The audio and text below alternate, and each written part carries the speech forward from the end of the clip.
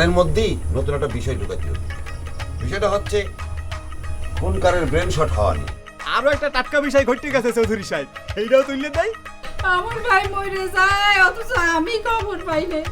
আর আমি যদি আগে খবর পাইতাম তাহলে আমার ভাই যারা পাগল বানাইছে তাকে আমি উচ্ছেদ করে দিতাম। মেরু রে, কতদিন পরে এরকম দৃশ্য দেখতেছিলি মেরু? হ্যাঁ, এই সেটটা কি রকম একুরের মতো হয়ে পড়ে থাকতো রে, খালি হয়ে থাকতো। আপনি যে নামেই কোন ভাবি সাহেব, আসলে সে মেন্টালি হয়ে গেছে। মেন্টালের কাছে বাড়ি হওয়ার দৌলিতে কত কিসিমের পাগলি যে দেখলেন, মনে করেন অর্ধেক ডাক্তার তো হয়েই গেছি। আমি আর হারুন একটা জিনিস চিন্তা করলাম, গানের দলের জন্যই সুন্দর একটা রং দিয়ে ড্রেস বানা দিলে খুব ভালো হয়। আর ড্রেসটা পরিয়া গ্রামের মধ্যে লাইন না ওই বলে যখন বাড়িটা মারবে মনে করেন অর্ধেক জয় হয়ে গেল মগো চৌধুরী সাহেব।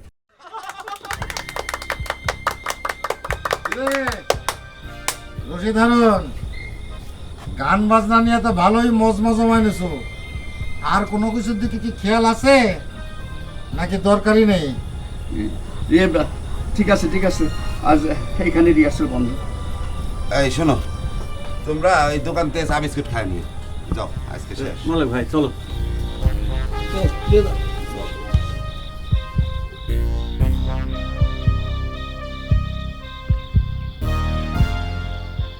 তিনটে জুয়েন বেটা যার ঘরে তাগের বাপরে মানুষ মাইরে পাগল বানাই থুয়ে যায়। এই ঘটনার পর তোরা সমাজে মুখ দেখাস কেবা করে রে? তোমার ফুবু তো ঠিক কথাই কইছে। তোমরা তিনজন সাথে জরু মেরু, খাড়ার পর পাঁচখান লাঠি। এই তোমার ঘরের সামনে এসে খাড়াই কিনা? আমার ভাইয়ের কপালটা এতই খারাপ রে, একের পর এক আক্রমণ করে যাচ্ছে। আর তোরা ঘরের মধ্যে শুয়ে শুয়ে তামসা দেখু। ফুপু ফুপু, তুমি মনে করে ভুল শুনিছাও। ওই বোমা হামলার আগ পর্যন্ত আমরা কিন্তু একের পর এক জিতেই যাচ্ছিলাম, তাই না রে মেজো ভাই? জি ফুপুজি, আমি আর সুজা একের পর এক আক্রমণ করে যাচ্ছিলাম। শুধু চৌধুরী নয়, চৌধুরী বাড়ির সমস্ত লোকজনদের আমরা তছনছ করে ফেলছিলাম। একেবারে চুপ করে কিসের তছনছ করিছু? হ্যাঁ, তাহলে বোমা মারার মতো তারা শক্তি পেল কোনে? তোমার ঘরে ফুবু তো ঠিক করছেনই করেছে। তাছাড়া তোমার বাপের মতো তো চৌধুরীর দুটি জুয়ান বেটা নাই। বেটা নাই তো কি হয়েছে, বিটি তো আছে।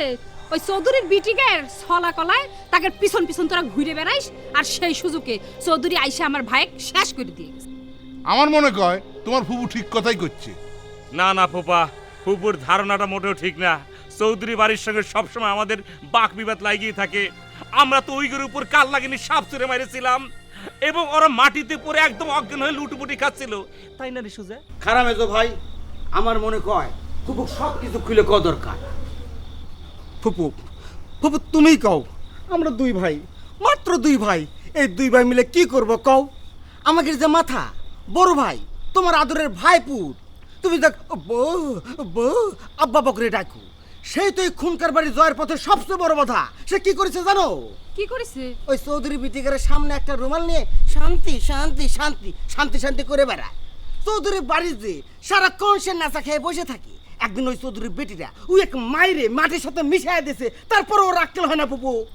কইসকিরি সুজা, আমাকে শাহজাহান ওই চৌধুরীর বাড়িতে যে বসে থাকে, জি ওই এত বড় অধপতন হয়েছে। বুঝেছি, ওই সেই জন্যই তো আমার সামনে আসতেছে না। খারাপ ওকে আগে পায়ে নেই চড়ায়ে ওর ঘাড়ের তন যদি আমি শান্তির ভূত না নামাইছি, তাহলে আমার নাম পরিবানু না। কত আশা করে ওর নাম রাখা হয়েছিল শাহজাহান, আব্বার মতো দেখতি, তাই ওকে আমি আব্বা আব্বা কয়ে ডাকি। আর এখন তো ওর আব্বাকার খুঁজে পাবা না, বন জঙ্গলে ঘুরে বেড়াচ্ছে আর আরবিতে করে বেড়াচ্ছে শান্তি শান্তি শান্তি। বিশ্বাস করো ফুপু, আমাকে সেই মারণ অস্ত্র যদি এখানে জমা না দিত, এখন পর্যন্ত খালি আমরাই জিতে যেতাম। আমার আব্বার আজকে এই অবস্থা হতো না।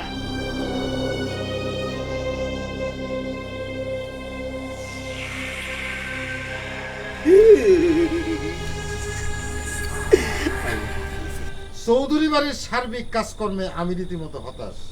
তাহলে আমি কিসের জন্য জেল খেটে আসলাম? আসার পর থেকে তুমি তো খালি তোমার ভাবির সাথে কথা করতেছো, হতাশ তো হবাই। চৌধুরী সাহেব পয়েন্ট মতো কথা কয়েছে। ভাবি সাহেব তো নিজেই একটা হতাশার কেন্দ্রবিন্দু। তার সাথে কথা কলি তো আশাব্যঞ্জক কিছু দেখতে পারবেন না ছোট ভাই। অথচ পরিস্থিতি কিন্তু সম্পূর্ণ ভিন্ন। মোরা চৌধুরী বাড়ির ইতিহাসে এই মুহূর্তে সবচেয়ে আনন্দঘন এবং উৎসবমুখর পরিবেশের মধ্য দিয়া সময় পার করতে আসি ভাইজান। তোরা দুজন ওকে সব কিছু বুঝায় দে। ঠিক আছে।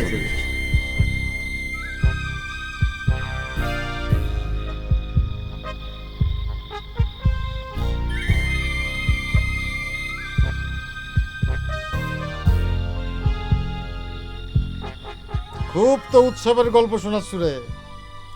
আমার যে জেল থেকে মুক্তি পাওয়া উপলক্ষে পজিশন দেওয়ার কথা ছিল, তার তো কোনো সারা শব্দ পাচ্ছি না। কথা কি আমি খালি ভাবির সাথে কয়ে হতাশ হচ্ছি রে? সারা শব্দ পাচ্ছেন না মানে? এই যে গান বাজনার আয়োজন হচ্ছে কিসের জন্য? আপনার পজিশনের জন্যই তো ভাইজান। এই গানের দলের লোকজনের লাগিয়া সম্পূর্ণ রঙিন ড্রেস বানানো হইতে আছে। টোটাল প্রস্তুতি পুরো উদ্যমে চলতেছে ভাইজান।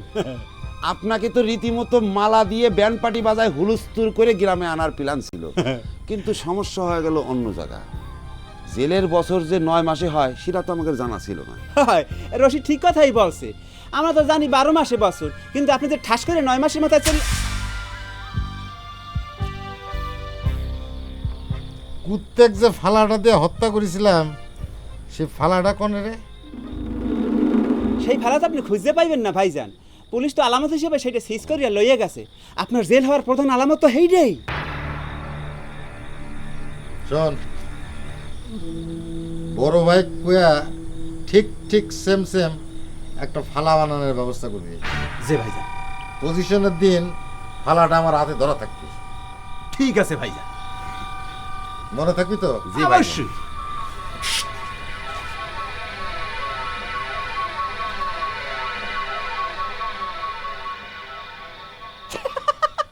ফালা খোঁজে। জেল কাটে মাথার স্ক্রুপ নষ্ট হয়ে গেছে।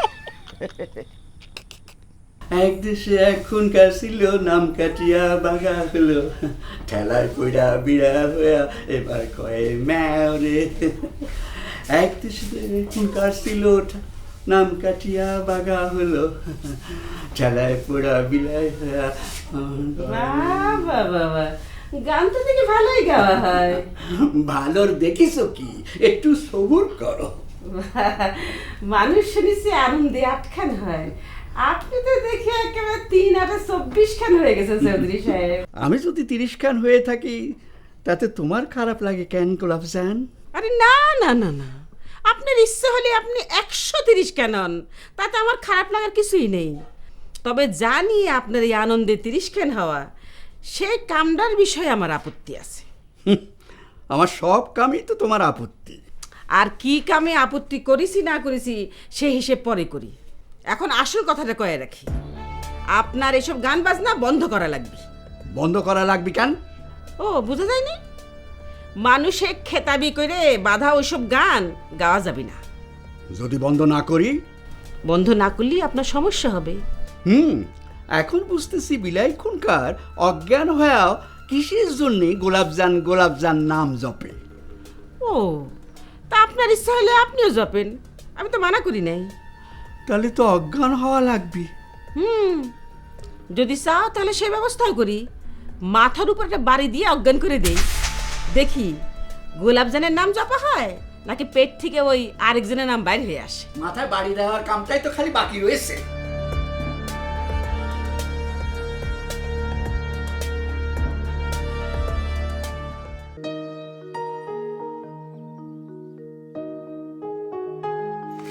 চল বাগানের মধ্যে যাই বসি। আচ্ছা ছোট বউ, এই বড় বউ আমাদের সাথে আসলো না কে? আচ্ছা, সব সময় বড় বুড়ো আমাদের সাথে থাকা লাগবে, তার কোনো মানে আছে? হাই, মরিচের গুঁড়ো সাথে নিয়েছিস তো? ওরে আল্লাহ রে, আমি তো ভুলে গেছি। আচ্ছা নিয়ে আসতেছি। কোনো সমস্যা নেই, আমারটা সাথে আছে। চল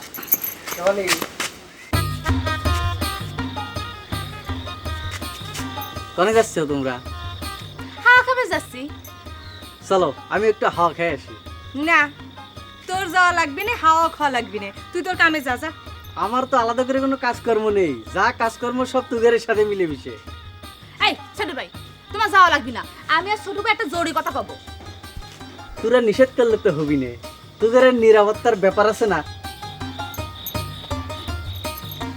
এতদিন যে তুই ছিল না, তাতে কি আমাকে নিরাপত্তার খুব সমস্যা হয়েছে। তুই যা তো ভাই, আমাকে নিরাপত্তা আমরাই করবে পারি, তুই যা। সমস্যা হয় নাই মানে? সব ঘটনা আমার জানা হয়ে গেছে। খুনকারের দুই বেটা তুগারে কিডন্যাপ করে নিয়ে যাবার লাগিছিল, সেটা পারে নাই জন্য গায়ের উপর সাপ মারিছে। সব ঘটনা নোট হয়ে গেছে। এর কিভাবে প্রতিশোধ নেওয়া লাগে সেটা দেখতে পারবো। তাহলে বলে কি ওই প্রতিশোধ নাও গে? আমাকে সাথে গেলে তো আর তোমার সেই প্রতিশোধ নেওয়া হবে না। সব হবি নে, সব প্ল্যান করা শেষ। আর এই বিষয়ে তুগরের সাথে একটু কথাবার্তা করে নেই চলেক। আর আমার সামনে কথা কইতে তুগরের সমস্যা কি আমিও শুনলাম, কি কইস? চলেক আয়। কিরে খারাই রইছি কিসের জন্য? আয় হয় আপু।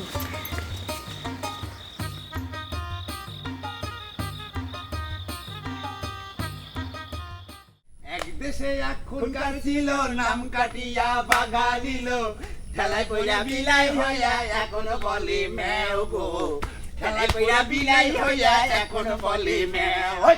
এক দেশে এক খুনকার ছিল, নাম কাটিয়া বাগা নিল, ঠেলায় পইরা বিলাই হইয়া এখনো বলে ম্যাও গো, ঠেলায় পইরা বিলাই হইয়া এখনো বলে ম্যাও। স্টপ! Full stop! গান বন্ধ! Stop, full stop. এই মেরু গান স্টপ করু কাছে কথা কানে যায় না, গান বন্ধ কর বলে। এই রাশি তোর ভলিউম একটু বাড়াইতে যাইবে না? ওই ঠেলায় পইরা বিলাই হইয়া এখনো বলে ম্যাও। ওই ঠেলায় পইরা বিলাই হইয়া এখনো বলে ম্যাও। এই শোনো ভাই, আজ আমার ঠেকাসনি, আজ কিন্তু একটা মার্ডার হয়ে যাবে কই দিলাম। এই উচ্চে মারা মারবো না কি রে হারুন? আরে বড়া হেয়ারস্টাইলটা যদি খারাপ কিছু থাকে সেইরকম তোকে মারা উচিত না। দেখছিস এমেরু ভয় পাইছে, ভয়ের চোটে গান বন্ধ করে দেন, কথা কচ্ছে, মারার দরকার নাই, এমনি ভয় পায় গান বন্ধ করে দিয়েছে। কিরা ভয় পাইছে? তোদের কি লজ্জা শরম কিছু নাই নাকি? খুনকারের ব্রেন শট, তার বউ তালাক দিয়ে চলে গেছে, এত কিছুর পরও কি তোদের লজ্জা হয় না রে বেহায়ারা? আরে বেটা মোরা হইলে তো লজ্জায় কবে খুন করে দল ত্যাগ করে চলে যাইতা। এই আমরা কি তুগার মতো সুবিধাবাদী নাকি যে দল বদল করব? দল বদল করবো আর লজ্জার কথা করছু? এই লজ্জা তো তোর পাওয়া উচিত রে। এই যখন ওই খুনকার সাহেবের ব্রেন শট হয়েছিল তখন খুনকার সাহেব কার নাম লিছিলে রে? তোর চৌধুরীর যদি লজ্জা থাকতো তাহলে তো গলায় দড়ি দিয়ে আর না হাতে বিষ খায় আত্মহত্যা করা লাগতো রে। আত্মহত্যা কাগো করা লাগবে, খালি দুই দিন যাইতে টের পাবি আনে। কেবল তো গানের দ্বারা ড্রেস বানাইতে দেওয়া হইছে, ওই ড্রেস পারিয়া গ্রামের মধ্যে লামিয়া জান ঢোলের উপরে ড্রাম ড্রাম করে দুইটা বাড়ি মারবে, তোকে তো দলিয়া ভাবে আত্মহত্যা করা লাগবে কাউয়ার দল। এই কি বলো কি খালি তোরা বাড়ি দেব নাকি রে? খুনকার সব ফিরে আছে, এইবার মজা তোরা টের পাবো রে। হ্যাঁ 50টা ঢোল নিয়ে এবার রাস্তায় নামতেছে। রাস্তায় নামে কি কবি জানিস? কি কবি? এই চৌধুরী সাহেবের বউ গোলাপ জানের সাথে চৌধুরীর বিয়ে হওয়ার মেলায় আগে খুনকার সাহেবের সাথে বলা যায় কোর্ট ম্যারেজ করেছিলে। ডুম ডুম ডুম, এখনো তালাক হয় নাই। ডুডুম ডুডুম ডুম, বিয়ের সাথে কি মিথ্যে কথা না কইতে থাকো? সিম্পাটা তো চাইলে সিরিয়া ফলানো সিম্পাটা মিথ্যে বছর করিস রে। তোরা চৌধুরীর কাছে শুনতা তারপর কাছে যায় কইতেন প্রোটেকশন আছে।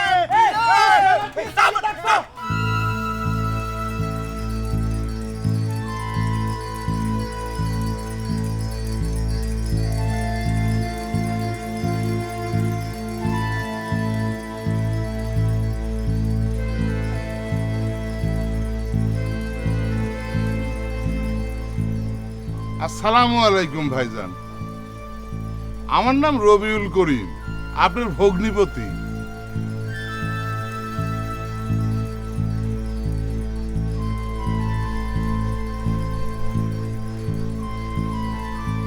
চিনতে পারতেছেন না? একটু চেষ্টা করেন। ওই যে হিমায়তপুর।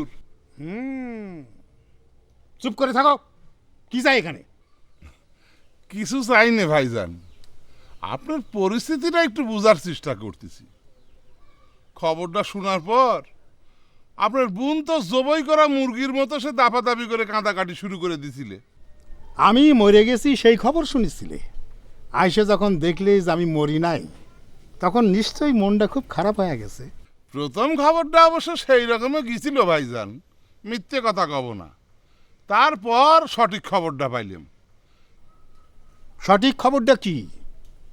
আমি উন্মাদ হয়ে পরনের কাপড় মাথায় বাঁধে ঘুরে বেড়াচ্ছি, এই খবর তো? না না ভাইজান, উন্মাদ তো শেষের পর্যায়ে। আপনি তো এখনো প্রাইমারি অবস্থায় আছেন। সেটা আপনার মুখ দিয়েই আমি বুঝতে পারছি। ওরে আল্লাহ রে, খুব বড় বুঝদার মানুষ হয়ে গেছো, তাই না? এতই যদি বুঝদার মানুষ, একটা বউয়ের ভাত কাপড় দেওয়ার জন্যে বাপের জমি বেচা লাগে কে? উত্তেজিত হবেন না ভাইজান, উত্তেজিত হবেন না। যত কথা কওয়ার দরকার হয় ঠান্ডা মাথায় কন। আপনার এখন ঘরের বাইরে আসাটাই তো ঠিক হয় নাই, মাথায় চাপ পড়তেছে বেশি। এখন তো আপনার ঘুমায় থাকাটা ভালো। ওরে আল্লাহ রে, যার পেটে বোমা মারলি পরে একটা অক্ষর বাইর হয় না, সে এখন ডাক্তারি করতেছে। ডাক্তারে আমি করবো না ভাইজান, উপযুক্ত ডাক্তার দিয়ে আপনার চিকিৎসা হবে। কোনো টেনশন করবেন না, ইনশাল্লাহ। আমি যখন আসি গেছি, আপাতত ওই যে মানিকগঞ্জের পাগল সারেনের একটা তেল আছে, সেটি দিয়ে আপনার চিকিৎসা হবে। তারপর যদি কোনো অবনতি ঘটে, তাহলে পরে আমার ঘরের দুইয়ের মেন্টাল তো আছেই।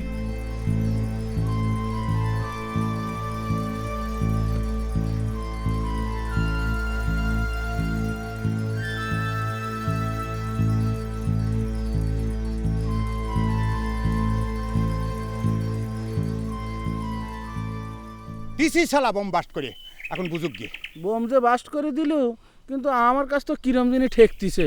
ঠেকা ঠেকির কিছু নাই, একতরফা ভাবে তারা সবসময় আমাদের মারিয়ে যাবি, আমরা মার খাই যাব, এটা তো সহ্য হয় না রে মেরু। তোর এই কথাটাকে আমি অবশ্য সাপোর্ট দিই, কিন্তু এই যে খুনকা সাহেবের নামে যে আবল তাবল কথা কলো, এরম কথা তো আমি আগে কোনোদিন নিজেই শুনিনি। শুনিস নাই, আজকে শুনলু। কথাটা খবর গেলি, আমিও তো কোনোদিন শুনি নাই। কি কস? শুনি নাই। ওরে আল্লাহ রে, দিনে দুপুরে এরম একটা ডাহা মিথ্যি কথা কয়ে দিবে পারলো জরু ভাই? আরে বোকা, রাজনীতির মাঝে টিকে থাকবে গেলি এরকম মাঝে মধ্যে চটকদারি কথা কয়া দেওয়া লাগে, বুঝছিস? তাতে করে মনে করো যে মাঠটা গরম থাকে, তারপরে হচ্ছে নিজের শরীরের মধ্যে একটু জুস আসে যায়, তারপরে হলে প্রতিপক্ষও একটু মানে ভরকে যায়, বুঝছো? এ জরু ভাই, তাই বলে খুনকা সাহেবের নামে যে তুই দিনে দুপুরে এরম ডাহা মিথ্যি কথাটা কয়ে দিল, খুনকা সাহেব শুনে যদি রাগ হয় তখন কি করবো নি? আরে সে হিসেব আমি খুনকা সাহেবের দেব রে। পয়লা কোপেই যে চৌধুরী পক্ষে ডিপিট দিয়ে দিছি, এইটাই হলে আসল কথা। তাছাড়া ঘটনাটাও তো মিথ্যে নয়। ওই যে আমার ঘরে খুনকা সাহেবের সঙ্গে ওই বাড়ির ভাবি গোলাপজান ভাবির সাথে যে তার প্রেম ছিল, এটা তো সকলেই জানে, ওপেন সিক্রেট। প্রেম আর পলা বিয়ে করা কি এক কথা হলি রে জরু ভাই? এইটি তো রাজনীতি। আমি প্রেমের সাথে একটু রং লাগা দিছি, পলাইনি, এইটি তো একটা চমক দিয়ে সেটা হজম করে পারবো তো রে জরু ভাই? এই কথাটা শুনে যদি তারা এসে কয় যে এই কথাটা প্রমাণ করে দে, তখন তুই কি করবো না রে জরু ভাই? না না রে মেরু, তুই তো রাজনৈতিকের কিছুই বুঝিস নি রে। হ্যাঁ, আমার প্রমাণ করার কিছু ঠেকা পড়েছে। আমি জনসম্মুখে কথাটা ছাড়িয়ে দিছি, এখন তারাই প্রমাণ করবি কথাটা সত্যি কি মিথ্যে। আমার কিছু ঠেকা পড়েছে। হ্যাঁ শোন, এনে তুই কোনো রকম চিন্তা করিস নে। এখন প্রতিপক্ষে ঘায়েল করার মানে ডিফিট দেওয়ার আনন্দটা একটু উপভোগ করবেন দে।